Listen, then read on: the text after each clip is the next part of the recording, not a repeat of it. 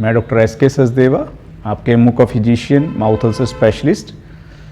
अब हम बात करेंगे ओरस अमिकस फाइब्रोसिस के लक्षण। इसके लक्षणों को हम दो कैटेगरी में डिवाइड करते हैं, इनिशियल सिम्टम्स और थोड़े जो लेट स्टेजेस में आते हैं। बेसिकली इनिशियली जो है पेशेंट्स को थोड़ा सा मुंह जो है वो कम खुलना शुरू होता है और इसका क्राइटेरिया ये है कि जब 3 उंगली से कम मुंह खुले तो हम कहते हैं कि ये पेशेंट ओरस अमिकस फाइब्रोसिस में आ रहा है, जिसको हम ट्रिस्मस भी बोलते हैं। और दूसरा जो इम्पोर्टेंट लक्षण पेशेंट में पाया जाता है वो है मुंह के अंदर जलन। मिर्ची खाने पे, गर्म खाने पे या कुछ तीखा खाने पे अगर पेशेंट को मुंह में जलन लगती है। इसके अलावा पेशेंट की मणि का रंग है वो गुलाबी से सफ़ेद हो जाता है, कहीं कहीं पे लाल हो जाता है और कहीं पे ब्लैकिश पिगमेंटेशन, मेलेनोटिक पैचेस भी आ जाते हैं।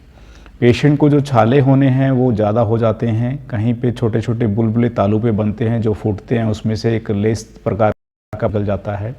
मुंह की जो अपने जीभ है उसका जो बाहर निकलना है, उसकी जो मूवमेंट्स है वो कम हो जाती हैं। पेशेंट की जो आवाज़ है या उसमें बदलाव आ जाता है, उसमें एक नाक की साउंड आती है जिसको हम नेज़ल टोन बोलते हैं। और पेशेंट जब आ बोलता है और उसका जो तालू है उसकी जो मूवमेंट है वो भी कम हो जाती है।